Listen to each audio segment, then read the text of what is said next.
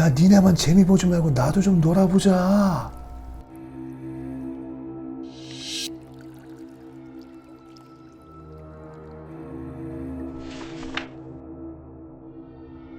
대구 근교 금호강둑. 밤바람을 맞으며 20대 초반 신모 씨와 연인 박모 양이 산책을 하고 있었습니다. 그런데 갑자기 몽둥이를 든 괴한이 나타났고 이들을 무차별적으로 폭행하기 시작하였습니다.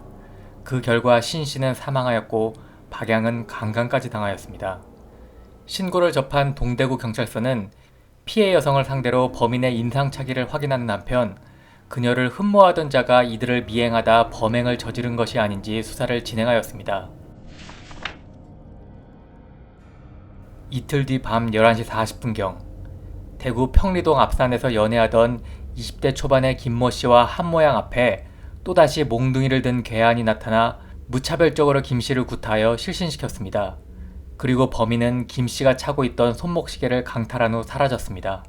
이 사건은 앞서 발생한 아베크족 살인사건과 비슷한 점이 많아 수사기관으로서는 연쇄범죄로 진행될 것을 우려하며 긴장할 수밖에 없게 되었습니다.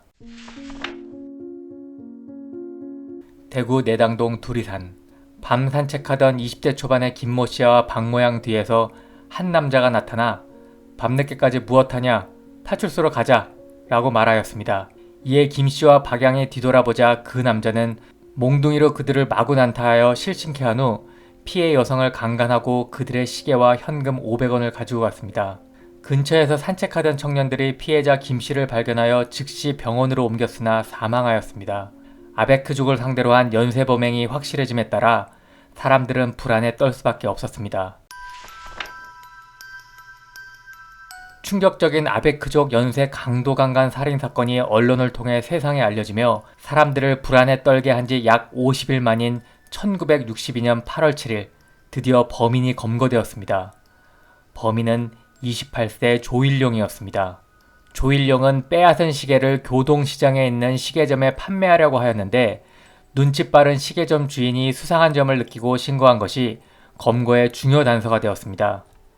신고를 접수한 경찰은 조일령을 용의자로 판단, 그를 수배하고 행방을 추적하였습니다. 수사망이 좁혀오는 걸 눈치챈 조일령은 과거 일하던 대전으로 도주하였고 대담하게 그곳에서도 추가 범행을 저질렀습니다. 그러다가 결국 고향인 합천으로 피신하였는데 그것에서 경찰에 의해 검거되었던 것입니다. 그가 털어놓은 범행 내용은 충격적이었습니다. 언론에 노출되었던 범죄보다 실제 저지른 범행 횟수와 피해자 수가 어마어마하게 많았던 것입니다. 조일령은 불과 2개월 남짓한 기간 동안 대구에서 9쌍의 커플, 대전에서 7쌍의 커플 등 총 16쌍의 커플을 상대로 범행을 저질렀는데 그 과정에서 2명을 살해하고 30명에게 중경상을 가했으며 강탈한 시계는 8개였습니다. 강간을 당한 피해 여성은 5명에 이르렀습니다. 조일령은 산기슭이나 강변둑 같은 으슥한 곳을 지키고 있다가 연인들만을 범행 대상으로 삼았고 범행 수법도 몽둥이로 무차별적으로 난타하여 반항을 억압하는 것이었습니다.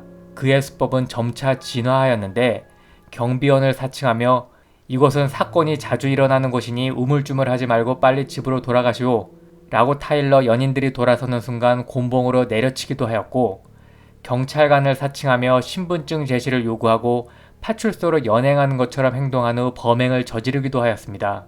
조일령은 범행을 순순히 자백하였고 범행 동기가 금품보다는 강간에 있었다는 점도 솔직히 시인하였습니다. 사촌 여동생의 남편을 때려 죽인 일도 있다는 충격적인 여죄도 털어놓았습니다. 국민학교도 보낼 수 없을 정도로 가난한 농가에서 태어나 믿을 건 남들보다 건강한 몸뚱이뿐이오. 고향에선 농사일, 대전에선 불도저 조수, 부산에선 항만 하역 작업. 씨발, 어렸을 때부터 객지와 고향을 오가며 돈을 벌어야 했소. 워낙 일이 거칠다 보니 싸움도 몇 번 했소이다. 결국 남은 건 폭행과 방화로 2차례 형무소 살인하는 전과자 꼬리표인 게지. 씨발 족같아 진짜. 다시 고향으로 돌아와 머슴살이로 간신히 입에 풀칠했지만 거지같이 쪼들린 생활은 다를 것이 없었소. 아니 씨발 하루는 하도 족같은 일 때문에 동네 사람들과 싸우는데 아버지가 거기서 왜 끼어드냐고.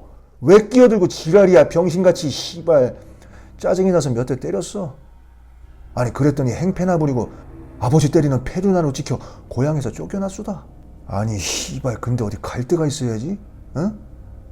일자리 구하려 구걸하고 노숙하며 걸어서 대구까지 가는데 씨발 이 거지 같은 인생에 거기라고 뭐 되는 일이 있었겠습니까?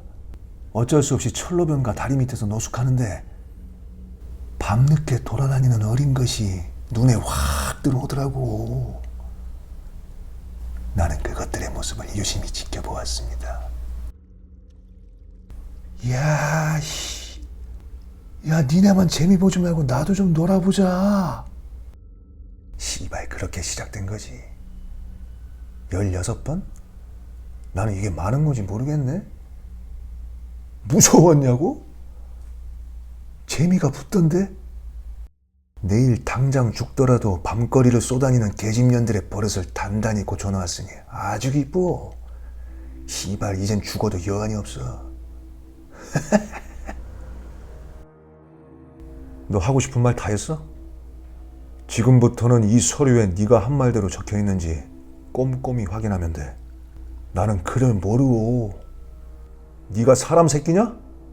그럼 내가 이 많은 서류 너한테 다 읽어줘야 돼?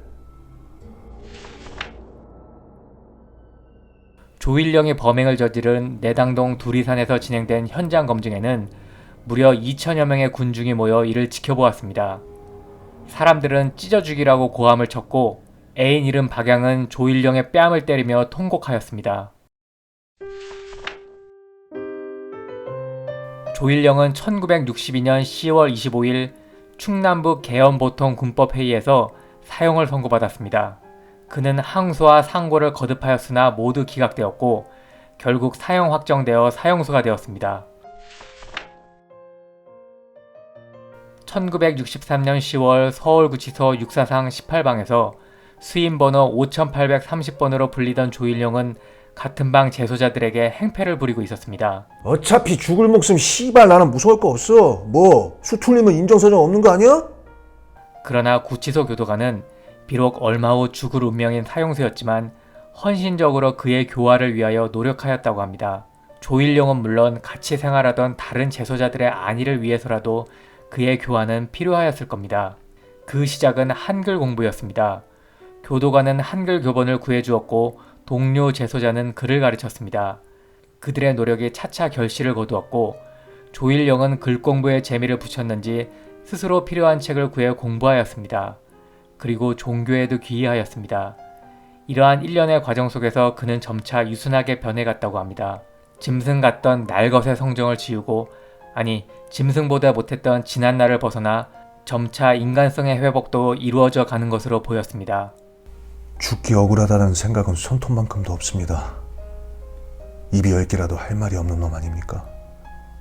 다만 이 세상에서 저지른 그 많은 죄를 하나도 갚지 못한 채 그냥 가려고 하니 참으로 염치가 없을 뿐입니다.